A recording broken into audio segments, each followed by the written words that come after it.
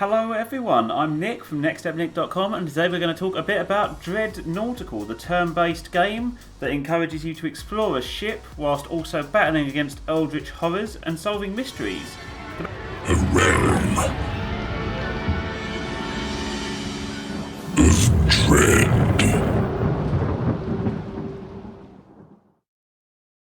Yeah, that's probably how I describe it as well. You basically start off by picking a character. Each one has their own unique traits and abilities that you can then take into the ship. Each one as well also has unlockables. You can upgrade them as time goes on as well. And it's done on a day basis. So days go past each time. You make your way through the ship looking for different items, finding things, finding people. And then you come back the next day and basically rinse and repeat. It's kind of fun though. You're upgrading this initial area and looking for certain items. You come back with them and then you can use them for different things like fighting or healing.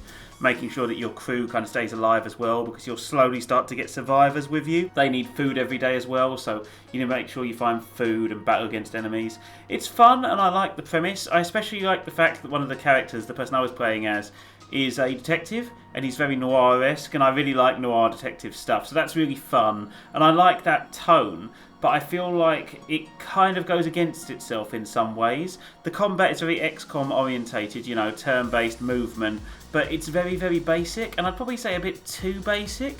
You've got this flanking technique and stuff like that, where, you know, if you attack from the side you do more damage, but it's a bit too basic. You know, you make your way through, you then sound the horn, and then that starts the next day, but most of the time the ship is kind of the same, the things that happen are kind of the same. You need to make sure you've got food for yourself and the survivors, but apart from that, there's not really a great deal to keep you playing. You know, you've got multiple different floors that you're making your way through on different days, and each one is kind of the same.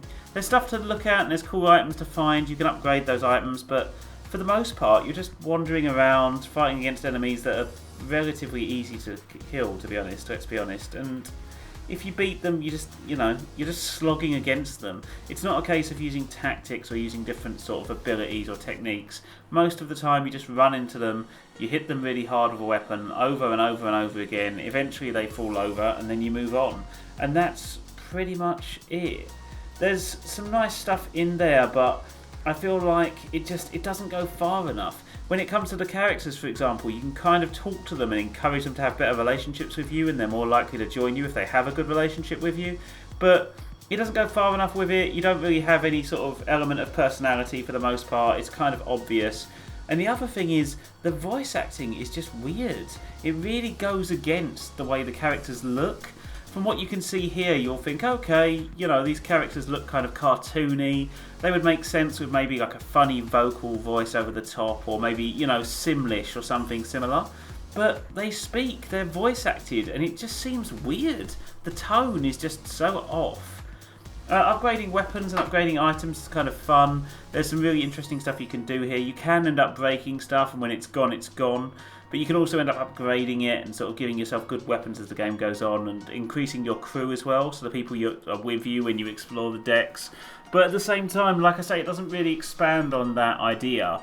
You're progressively upgrading your base, and that allows you access to new abilities, but they're not exactly mind-blowing. It's just upgrading stuff like your health and your inventory size. And when it gets to things like boss fights, it's more of the same really. You just run at them, you hit them a lot, or you shoot at them, and then they die. It doesn't feel like you can utilise tactics to beat them. There are traps and things, but they don't really work, and like I said, the voice acting is so against the tone. Oh good, you're awake. Though you're probably better off unconscious. Why? Where am I? The only place that's safe. The midship lock. It just feels so weird. It works against itself in so many ways. It has this really interesting turn-based combat system, but it doesn't engage it properly. It has this really kind of artsy style to the figures and the characters, but it doesn't utilise it correctly. It's got this really unique premise of being on a ship, but there's no special kind of aspect to being on the ship. Nothing is nautical related.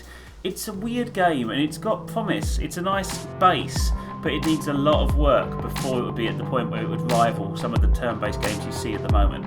But it's got some interesting ideas I'd like to see it expanded on. Anyway, thank you very much for tuning in, guys. Please don't forget to like, share and subscribe if you have enjoyed this video, and hopefully I'll catch you again very soon.